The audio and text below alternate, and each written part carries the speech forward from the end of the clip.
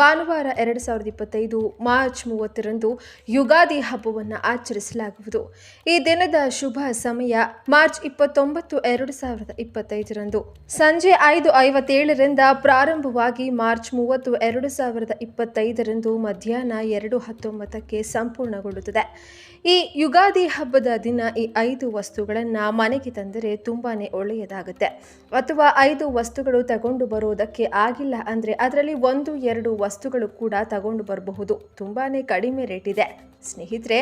ಹಾಗಾಗಿ 5 ವಸ್ತುಗಳನ್ನು ತಗೊಂಡು ಬನ್ನಿ. ಯಾಕಂದರೆ ವರ್ಷಕ್ಕೊಂದು ಸಾರಿ ಬರುವಂತಹ ಯುಗಾದಿ ಹಬ್ಬದ ದಿನ ನಾವು ಈ ರೀತಿಯಾಗಿ ಈ 5 ವಸ್ತುಗಳನ್ನು ತಂದು ನಾವು ಪೂಜಾ ರೂಮ್ನಲ್ಲಿ ಇಟ್ಟು ಪೂಜೆ ಮಾಡಿದ ನಂತರ ಒಂದೊಂದು ಸ್ಥಳದಲ್ಲಿ ಒಂದೊಂದು ವಸ್ತುವನ್ನು ಇಡೋದ್ರಿಂದ ಖಂಡಿತ ವರ್ಷ ಪೂರ್ತಿ ನಿಮಗೆ ಹಣದ ಸಮಸ್ಯೆ ಬರಲ್ಲ.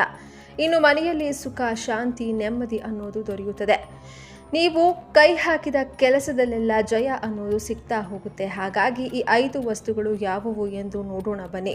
ಅದಕ್ಕೂ ಮುಂಚೆ ನೀವಿನ್ನ ನಮ್ಮ ಚಾನಲ್ಗೆ ಸಬ್ಸ್ಕ್ರೈಬ್ ಆಗಿಲ್ಲ ಅಂದರೆ ಈ ಕೂಡಲೇ ಸಬ್ಸ್ಕ್ರೈಬ್ ಆಗಿ, ಹಾಗೆಯೇ ವಿಡಿಯೋಗೆ ಲೈಕ್ ಮಾಡಿ, ವಿಡಿಯೋ ಸ್ಕಿಪ್ ಮಾಡದೆ ಕೊನೆ ತನಕ ನೋಡಿ ಸ್ನೇಹಿತರೆ. ಮೊದಲನೆಯ ವಸ್ತು ಉಪ್ಪು.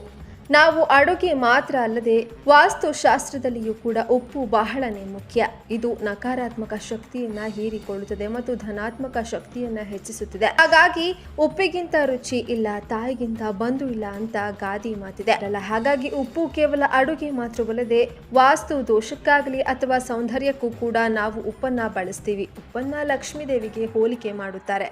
ಹಾಗಾಗಿ ಯುಗಾದಿ ಹಬ್ಬದ ದಿನ ನೀವು 1 kg ಆಗುವಷ್ಟು ಅರಳುಪ್ಪನ್ನು ತಗೊಂಡು ಬನ್ನಿ. ನೀವು ಗ್ಲಾಸ್ ಬಾಕ್ಸ್ ಆಗಲಿ ಅಥವಾ ಪಿಂಗಾಣಿ ಡಬ್ಬಿಯಲ್ಲಿ ಉಪ್ಪನ್ನು ಹಾಕಬೇಕಾಗುತ್ತೆ. ಯಾವುದೇ ಕಾರಣಕ್ಕೂ ನೀವು ಪ್ಲಾಸ್ಟಿಕ್ ಡಬ್ಬಿಯಲ್ಲಿ ಆಗಲಿ ಅಥವಾ ಸ್ಟೀಲ್ ಡಬ್ಬಿಯಲ್ಲಿ ಆಗಲಿ ಉಪ್ಪನ್ನು ಯೂಸ್ ಮಾಡಬಾರದು. ಉಪ್ಪನ್ನು ಆ ಡಬ್ಬಿಗಳಲ್ಲಿ ಹಾಕಬಾರದು. ಈ ರೀತಿಯಾಗಿ ನೀವೇನಾದರೂ ಪ್ಲಾಸ್ಟಿಕ್ ಡಬ್ಬಿಯಲ್ಲಿ ಅಥವಾ ಸ್ಟೀಲ್ ಡಬ್ಬಿಯಲ್ಲಿ ಉಪ್ಪು ಹಾಕಿದರೆ ಮನೆಯಲ್ಲಿ ಮನಃಶಾಂತಿ ಇರೋದಿಲ್ಲ. ಮನೆಯಲ್ಲಿ ತುಂಬಾ ಕಿರಿಕಿರಿ ಆಗ್ತಾ ಇರುತ್ತೆ.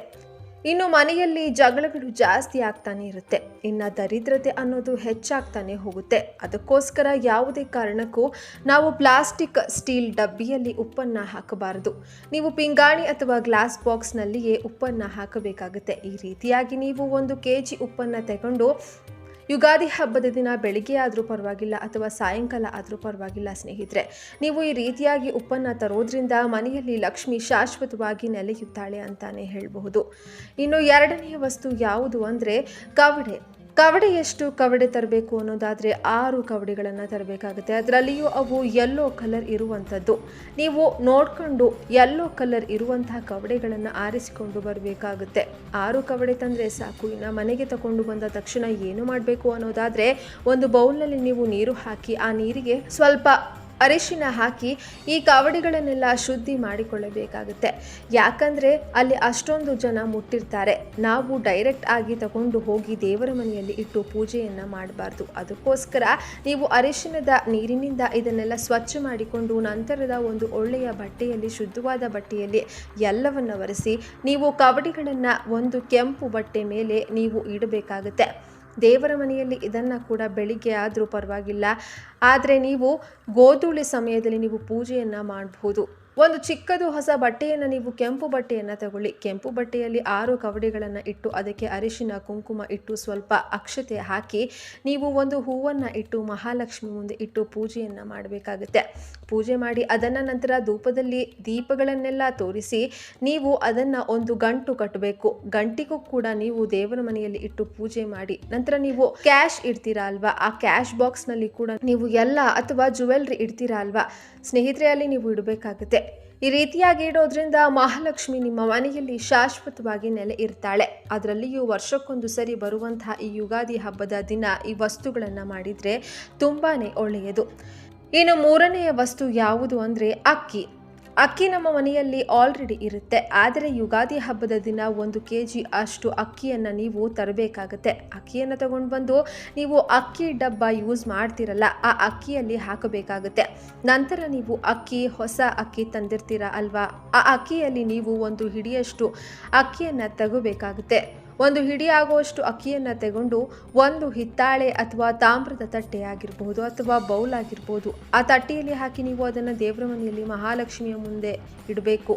ನಂತರ ಅದಕ್ಕೆ ಸ್ವಲ್ಪ ಒಂದು ಚಿಟಿಕೆ ಆಗುವಷ್ಟು ಅರಿಶಿನ, ಕುಂಕುಮ, ಒಂದು ಹೂವನ್ನು ಇಟ್ಟು ನೀವು ಮಹಾಲಕ್ಷ್ಮಿ ಹತ್ತಿರ ಬೇಡಿಕೊಳ್ಳಿ.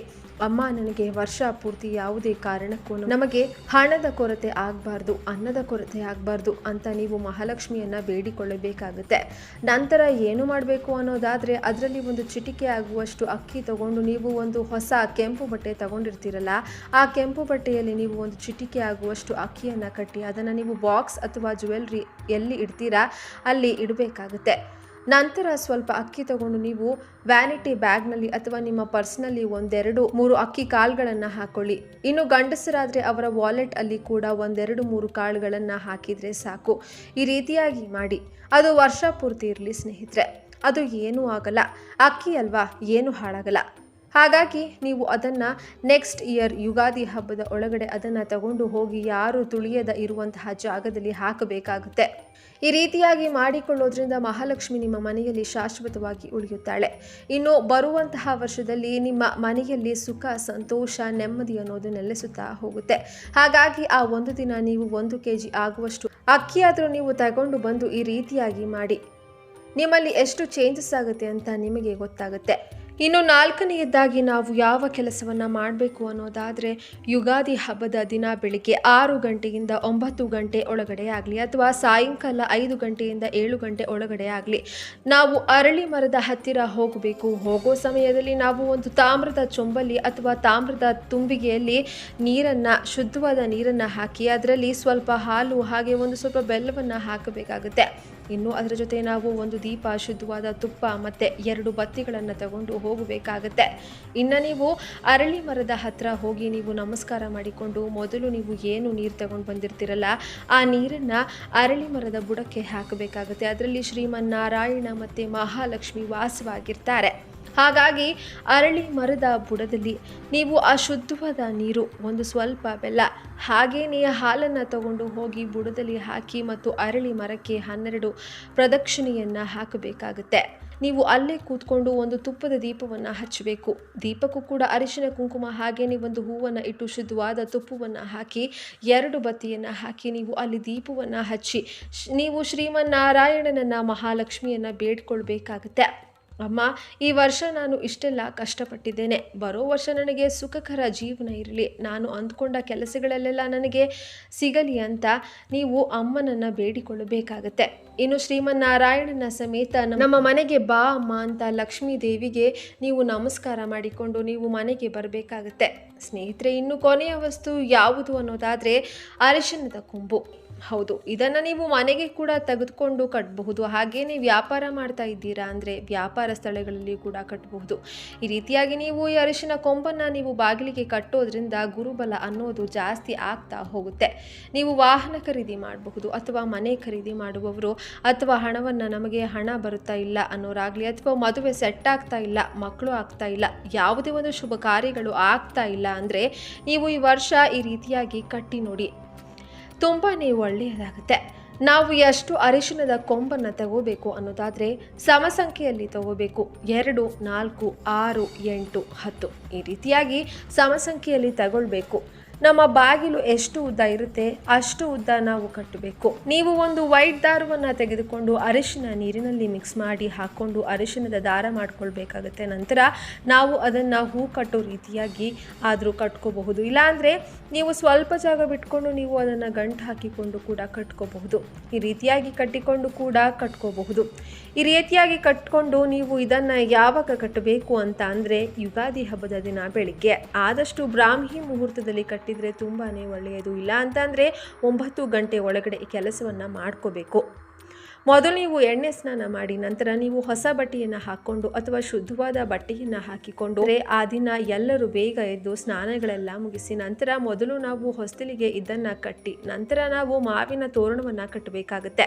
ಮೊದಲು ನೀವು ಇದನ್ನು ಕಟ್ಟಿಬಿಡಿ. ಇದನ್ನು ಇಷ್ಟು ದಿನ ಇಡಬೇಕು ಅಂತ ಅಂದರೆ ಎಷ್ಟು ದಿನ ಆದರೂ ಇರುತ್ತೆ. ಹೌದು ಸ್ನೇಹಿತರೆ, ಇದಕ್ಕೆ ಇಷ್ಟೇ ದಿನ ಇಡಬೇಕು ಅಂತ ಏನಿಲ್ಲ. ಅಕಸ್ಮಾತ್ ಹಳೆಯದಾಗಿ ಕಟ್ಟಾಗಿ ಹೋಯಿತು ಅಂದಲ್ಲಿ ಸಮಯದಲ್ಲಿ ನೀವು ತಗೊಂಡು ಹೋಗಿ ಅರಿಯೋ ನೀರಿಗೆ ಬಿಡಬಹುದು. ಇಲ್ಲ ಅಂತಂದರೆ ಯಾವುದಾದ್ರೂ ಒಂದು ಮರದ ಬುಡಕ್ಕೆ ಅಥವಾ ದೊಡ್ಡ ದೊಡ್ಡ ಮರ ಇದ್ದರೆ ಮರದಲ್ಲಿಯೂ ಕೂಡ ಇಡಬಹುದು. ಈ ದಿನ ಈ ರೀತಿಯಾಗಿ ನೀವು ಮಾಡೋದ್ರಿಂದ ತುಂಬ ಒಳ್ಳೆಯದಾಗುತ್ತೆ ಸ್ನೇಹಿತರೆ. ಅದರಿಂದ ನಿಮಗೆ ಗುರುಬಲ ಅನ್ನೋದು ಹೆಚ್ಚಾಗ್ತಾ ಇರುತ್ತೆ. ನಾನು ಇಷ್ಟು ದಿನ ಯಾವುದೇ ಒಂದು ಕೆಲಸಕ್ಕೆ ಕೈ ಹಾಕಿದ್ರು ಆಗ್ತಾನೆ ಇರಲಿಲ್ಲ ಅನ್ನೋರಾಗ್ಲಿ, ಅಥವಾ ನನಗೆ ಇಷ್ಟೊಂದು ಆಸೆ ಇದೆ, ಒಂದು ಸೈಟ್ ತಗೊಳ್ಳೋಕೆ ಆಗ್ತಾ ಇಲ್ಲ, ಒಂದು ಮನೆ ತಗೊಳ್ಳೋಕ್ಕೂ ಆಗ್ತಾ ಇಲ್ಲ, ಅಥವಾ ಒಂದು ವಾಹನ ತಗೊಳ್ಳೋಕ್ಕೂ ಆಗ್ತಾ ಇಲ್ಲ ಅನ್ನೋರು ಈ ರೀತಿಯಾಗಿ ಮಾಡಿ ನೋಡಿ, ಖಂಡಿತ ನಿಮಗೆ ಒಳ್ಳೆಯದಾಗುತ್ತೆ.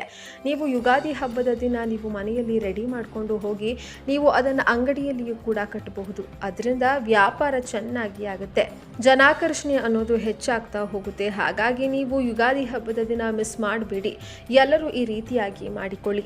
ಮನೆಯಲ್ಲಿ ಸುಖ, ಸಂತೋಷ, ನೆಮ್ಮದಿ ಇರಬೇಕು, ಸಾಲದಿಂದ ಮುಕ್ತಿ ಹೊಂದಬೇಕು ಅಂದರೆ ನಾವು ಈ ರೀತಿಯಾಗಿ ಸಣ್ಣ ನಂಬಿಕೆ ಮಾಡಿ ಯುಗಾದಿ ಹಬ್ಬದ ದಿನ ಈ 5 ವಸ್ತುಗಳನ್ನು ತಗೊಂಡು ಬಂದು ಇದರಿಂದ ನಿಮಗೆ ಒಳ್ಳೆಯದಾಗುತ್ತೆ ಅಂತ ನೀವು ಒಂದು ದೃಢವಾದ ಸಂಕಲ್ಪ ಮಾಡಿಕೊಂಡು ಈ ರೀತಿಯಾಗಿ ಮಾಡ್ತಾ ಬನ್ನಿ.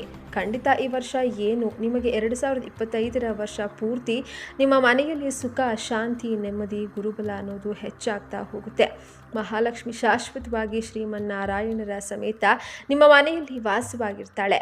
ಹಾಗೆ ನೀವು ಏನು ಬೇಡಿಕೊಳ್ತೀರೋ ಅದು ಅತಿ ಶೀಘ್ರವಾಗಿ ಆಗುತ್ತೆ ಅಂತ ಹೇಳ್ತಾ ಈ ವಿಡಿಯೋ ಮಾಹಿತಿ ಇಷ್ಟವಾಗಿದ್ರೆ ಲೈಕ್ ಮಾಡಿ, ಶೇರ್ ಮಾಡಿ, ನಮ್ಮ ಚಾನೆಲ್ಗೆ ಸಬ್ಸ್ಕ್ರೈಬ್ ಆಗೋದು ಮರಿಬೇಡಿ. ಎಲ್ಲರೂ ಭಕ್ತಿಯಿಂದ ಓಂ ಶ್ರೀ ಮಹಾಲಕ್ಷ್ಮಿಯೇ ನಮಃ ಅಂತ ಕಾಮೆಂಟ್ ಮಾಡಿ ತಿಳಿಸಿ. ಧನ್ಯವಾದಗಳು.